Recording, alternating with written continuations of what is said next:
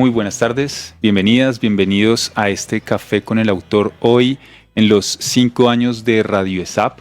Agradecemos mucho que nos permitieran al grupo de publicaciones, a la Dirección de Bibliotecas, participar de este encuentro con esta charla tan interesante a propósito de uno de los libros de nuestras novedades editoriales, Las políticas públicas en Sumapaz, experiencias, aprendizajes y desafíos en una provincia plural.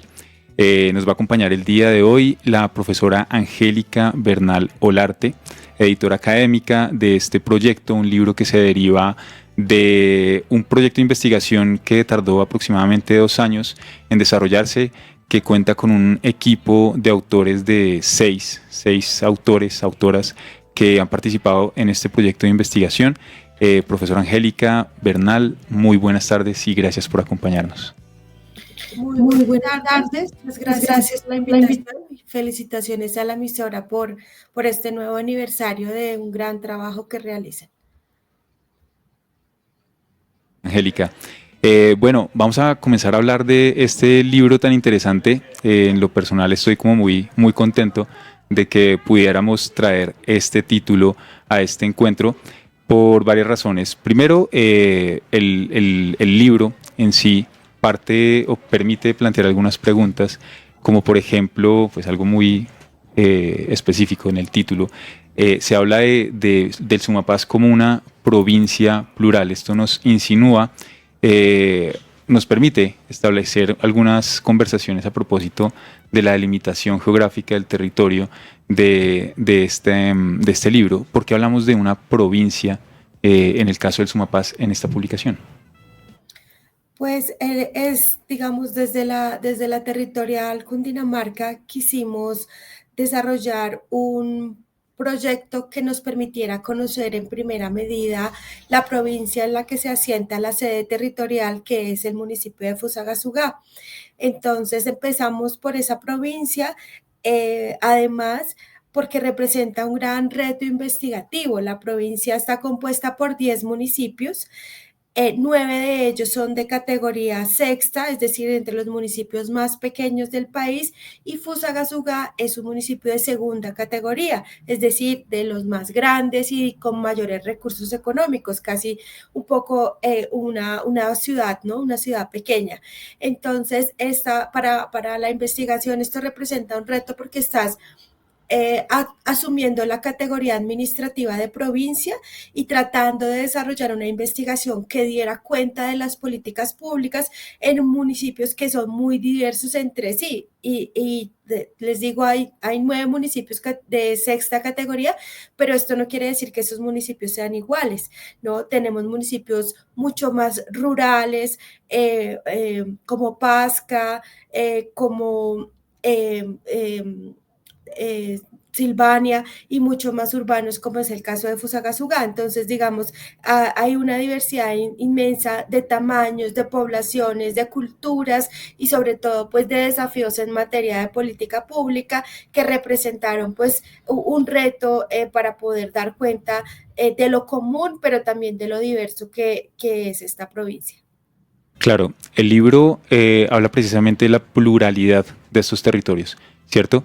Está plasmado en su título. Revisamos la presentación, los capítulos, encontramos frentes desde luego muy diversos en los que se habla de participación, de políticas públicas de mujer y género, se habla también de la naturaleza como un sujeto de derechos, ¿cierto? Se habla de un proceso también bastante interesante que es el de territorialización, ¿sí? Políticas públicas locales y demás, y todos estos capítulos, cada uno con un autor diferente, se derivan de un proyecto específico, ¿cierto? Es un proyecto que ustedes nos lo anuncian, se desarrolló entre el 2020 y el 2023. Cuéntenos cómo lograron articular estos temas tan diversos, tan plurales, en este título, cómo lograron derivar de un proyecto de investigación que de todas formas en el tiempo tuvo se cubrió en un periodo de tiempo importante, cómo lograron cubrir también estos temas en el marco de un solo proyecto de investigación. Digamos que el objetivo general del proyecto era dar cuenta sobre cómo estos 10 municipios que son Arbeláez, Cabrera, Fusagasugá, Granada, Pandi, Pasca, San Bernardo, Silvania, Tibacuí y Venecia. Todos estos 10 municipios tienen políticas públicas y la pregunta de investigación es cómo diseñan sus políticas públicas, ¿no? Cómo municipios tan distintos llegan a crear políticas públicas de temáticas sobre todo poblacionales, aunque también temas, digamos, de infancia, más allá, digamos, de las clásicas, y adicionalmente, pues, políticas orientadas a la prevención de riesgos, a la protección de la naturaleza. Entonces, digamos que la diversidad temática nos la dio el hecho de que existen políticas públicas de todos esos temas que se trataron. Otra cosa es que hicimos equipo más o menos 6 investigadores, investigadoras con distintos perfiles y distintas, digamos, vocaciones temáticas. Entonces, también alrededor de las políticas públicas, cada investigador, cada investigadora, pues puso su saber y su experiencia para analizar unas políticas públicas u otras. Lo común que era la metodología y obviamente el hecho de que lo realizábamos en los 10 municipios que ya mencioné, pero evidentemente analizar política pública requiere precisamente un acercamiento multidisciplinar, multimetodológico, porque es de una complejidad importante. Entonces, lo que tratamos de hacer además era saber si los municipios tenían capacidades técnicas, políticas, presupuestales, incluso de personal, para hacer buenos diseños de política pública, en qué temáticas tenían política pública y aparte de eso, qué lugar o rol le daban a las comunidades, ¿no? Porque muchas veces se piensa el diseño de política pública como un asunto meramente técnico, pero pues lo que cada vez nos muestra la experiencia y la bibliografía científica al respecto es que las políticas cada vez incorporan más procesos participativos que hacen que haya esta tensión, este debate entre lo técnico y lo político. Entonces también por eso abordamos el tema de la participación ciudadana como un aspecto fundamental para comprender políticas en municipios de este tipo. Entonces digamos que en la medida que la investigación se fue desarrollando, fuimos encontrando diversos ángulos de análisis, nuevas perspectivas, nuevas preguntas, pues porque hicimos más de 36 entrevistas, analizamos más de 45 políticas públicas y con todo esto, digamos, con todo este acervo de información, pues era muy fácil encontrar distintas vetas posibles de análisis. Entonces fue la investigación la que nos fue orientando hacia cuáles eran las temáticas más prometedoras, con más información o la que nos permitía, digamos, analizar de una manera transversal cada uno de estos 10 municipios. Bueno, ustedes también hablan de un interés por ver qué tanto se tienen en cuenta los objetivos de desarrollo sostenible en el desarrollo y en la configuración de estas políticas públicas. Primero quisiera preguntarle por qué es importante tener en el radar los objetivos de desarrollo sostenible u ODS, como también son bastante conocidos, al momento de plantear y en el caso de ustedes analizar las políticas públicas. ¿Qué rol tienen estos objetivos de desarrollo sostenible?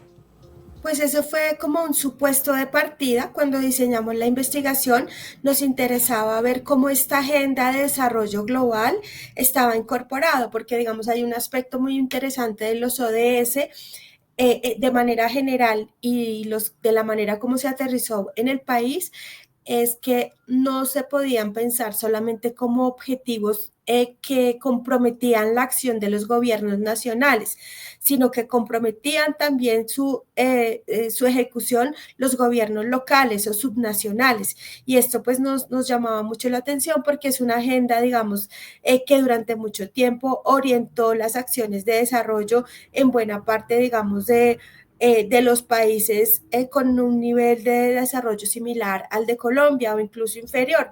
Entonces, qué interesante ver qué rol estaban cumpliendo los municipios. Sin embargo, digo que fue un presupuesto o un supuesto de partida porque en la medida en que fuimos analizando las políticas, pues realmente vimos que no son un gran referente, que a pesar de que Colombia tiene digamos, un avance incluso en una matriz que le hace seguimiento al cumplimiento de los ODS, digamos, una parte o un aspecto poco desarrollado es el que tiene que ver con los planes de desarrollo, tanto departamental como municipal. No hay un aterrizaje municipal ni departamental de los ODS, y más bien lo que encontramos que fue algo, digamos, de salida, y más bien el plano que tiene que ver con el enfoque de derechos humanos, ¿sí? Es mucho más presente. Encontramos en muchas de las políticas que analizamos como ese otro marco normativo de carácter internacional, que es el marco de los derechos humanos, ese sí que estaba presente, ¿sí? Entonces, tal vez los ODS no alcanzan a estar tan territorializados, tan asimilados por los gobiernos locales, al menos en estos 10 de la provincia de Sumapaz, pero sí el marco de los derechos humanos, y esto da, digamos, un matiz bastante interesante de cómo las políticas públicas se piensan como ese instrumento que permite la materialización, por un lado, del compromiso que tienen los gobiernos locales en la garantía de los derechos, pero también como instrumento de la ciudadanía, ¿no? Que toma esto como una bandera, digamos, de reivindicación, y exigen políticas públicas que estén diseñadas y pensadas desde el enfoque de los derechos humanos. Que los objetivos de desarrollo sostenible son complementarios a este enfoque de los derechos humanos, es decir, de pronto profundizan en temas que el enfoque de derechos humanos no tiene en su radar, y por eso se proponen o consideran ustedes que de pronto la perspectiva de los objetivos de desarrollo sostenible podría haberles dado luces sobre fenómenos diferentes, o son excluyentes esos ODS con el enfoque de derechos humanos. No son excluyentes, pero consideramos que los municipios aciertan cuando asumen una sombrilla mucho más amplia como es la de los derechos humanos. Finalmente, cuando tenemos políticas públicas pensadas desde los derechos humanos, ahí hay principios, por ejemplo, como la igualdad, la indivisibilidad, la necesidad de que los derechos humanos deben ser garantizados para todas las personas sin ningún tipo de distinción ni discriminación, mientras que digamos, la agenda de los ODS es una agenda, si se quiere, digamos, de temas como mínimos, ¿sí? El cuidado del agua, la igualdad de género, digamos, la adaptación al cambio climático, el tema, digamos, urbano, del crecimiento de las ciudades, son unas agendas, pues, parciales en todo caso, ¿no? Como indico, de mínimos que deberían tener en cuenta todos los gobiernos. En cambio, aciertan, insisto, los gobiernos municipales en darle a sus políticas públicas un marco mucho más amplio, tal vez desde la idea de que la garantía de vida digna, y segura y protegida para todas las personas, que es lo que permite y cobija los derechos humanos, pues creo que les lleva a lugares éticos y políticos mucho más garantistas incluso que los ODS. Nosotros partimos de la idea de que los ODS eran como la agenda global, digamos, más actual, pero tal vez lo actual no siempre es lo más necesario o lo que la ciudadanía requiere más, y por eso los municipios, y por la presión muchas veces de la ciudadanía, lo que hacen es asumir un marco ético político mucho más amplio como el de derechos humanos. Entonces es como la práctica política nos lleva a pensar que a veces estas agendas como la de las ODS son posicionados por las agencias de cooperación internacional, por los gobiernos, digamos, que financian todos estos programas del desarrollo, pero que no se ajustan bien en todos los contextos y no siempre sean bien recibidos, mientras que la agenda de los derechos humanos, al ser universal, pues es así, digamos, tiene mucho más que ver con la vivencia cotidiana de la ciudadanía y pues por supuesto la respuesta de los gobiernos municipales frente a esas demandas que hace la ciudadanía. Bueno, profesora, y con respecto a la metodología, bueno, ustedes hablan de que hicieron un análisis de una documentación importante, enriquecida con entrevistas. Ya por una curiosidad mía, quisiera preguntarle en dónde una persona del común, de pronto no necesariamente vinculada al desarrollo de las políticas públicas, puede encontrar información sobre estas políticas. ¿Cómo accede un ciudadano de a pie a las políticas de sus municipios, pues para saber precisamente qué le puede pedir o qué frentes están desatendidos. Ujú. Esa es Esa una es una pregunta muy pregunta muy interesante. interesante porque realmente fue un desafío lograr acceder a los textos de las políticas públicas. La mayoría de estas políticas públicas fueron establecidas mediante decretos, digamos, de los alcaldes a lo largo de los años, pero también muchas están acogidas mediante acuerdos municipales, es decir, fueron producto del debate político en los consejos municipales.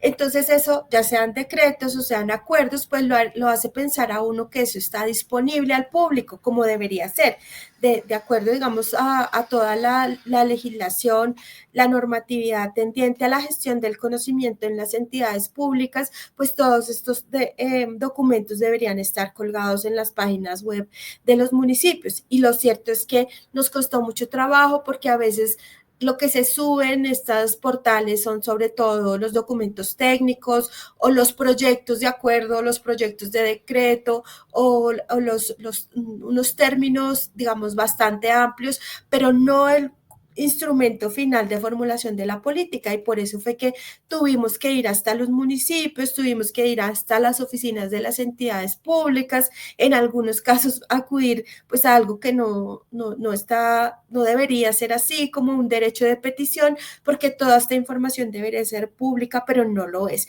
En todo caso, pues sí hay que subrayar que muchos municipios si no tenían la información colgada en sus portales, pues fueron muy abiertos a proporcionarnos esta documentación. Igual también tuvimos incluso casos de políticas que se sabe que existen, de hecho que están reseñadas en planes de desarrollo, que tienen proyectos de inversión por la cuales se ejecutan y nadie encuentra ni el decreto ni el acuerdo. Entonces, digamos, hay como de todo, no hay en suma como un panorama homogéneo. Cada municipio pues es muy distinto, hay municipios súper juiciosos, pero hay otros municipios en los que incluso, digamos, hay pérdida de información, no se cuenta con los documentos originales de todas estas políticas públicas. Entonces, no fue un reto no fue un reto fácil de enfrentar y pues estos, digamos, también podría ser otro hallazgo de la investigación, ¿no? Como a veces esto que debe ser información pública,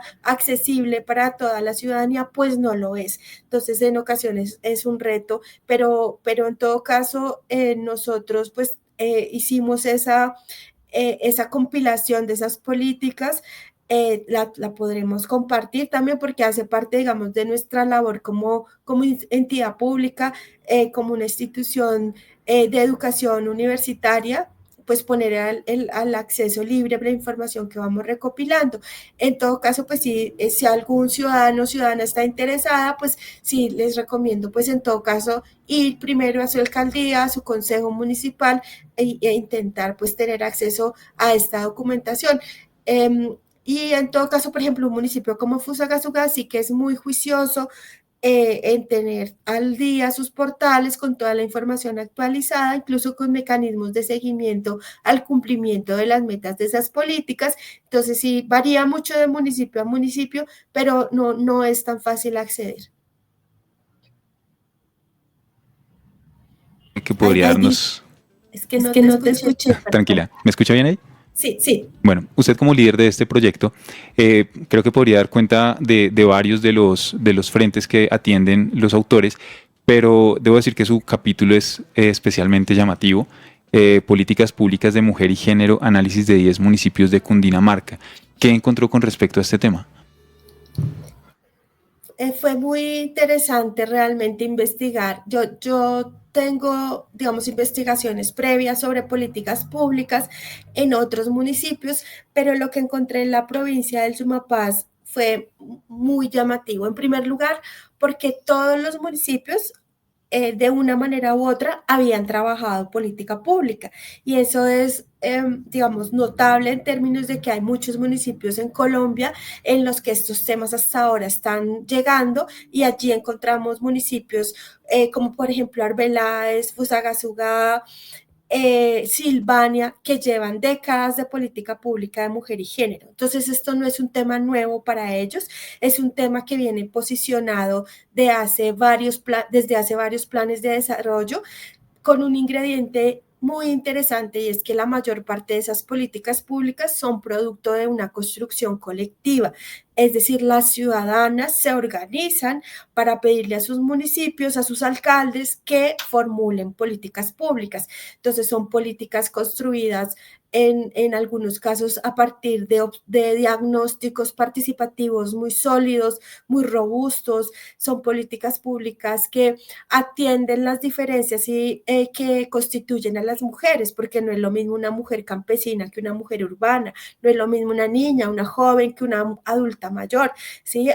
El hecho de tener un mismo género no implica homogeneidad en las necesidades, en las demandas o en los intereses, y estas políticas públicas, pues algunas de ellas sí que revelaban esa necesidad de distinguir las necesidades y de tener medidas diferentes de acuerdo a estas distintas necesidades.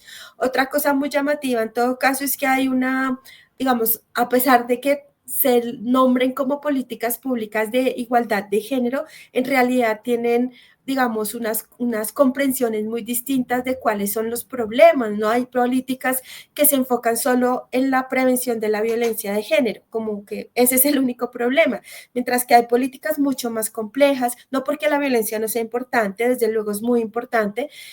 Sin embargo, no es el único tema. Hay otras políticas que atienden asuntos, por ejemplo, de derechos sexuales y reproductivos, y no son todas. Y ese es un tema estratégico en términos de la autonomía y la libertad de las mujeres.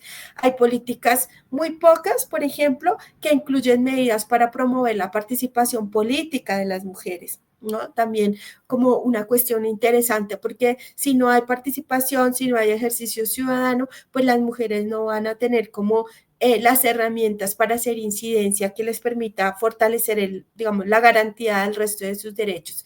Temas como salud, educación, un tema muy interesante en el municipio de Silvania, y con un tema específico para favorecer el desarrollo económico de las mujeres rurales.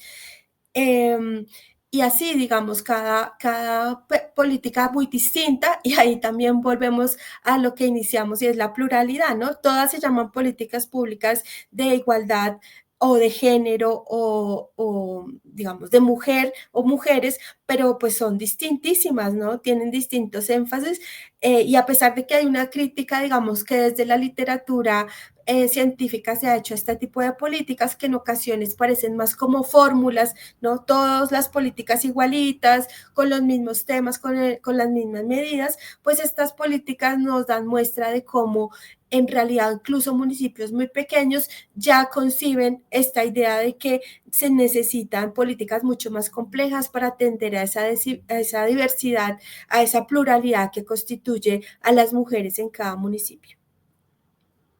Muchísimas gracias por su tiempo. Sabemos que es muy poco el espacio que tenemos para abordar todos los temas de su capítulo, del trabajo de los otros colaboradores. Por ahora les recomendamos el libro Las políticas públicas del Sumapaz, al que pueden acceder de manera gratuita y libre a través de libros.esap.edu.co. También lo pueden adquirir en el grupo de publicaciones o escribiendo a grupo.publicaciones@esap.edu.co o en la red de bibliotecas institucional. De nuevo, Radio ESAP, feliz cumpleaños, que sean muchos más. Muchas gracias.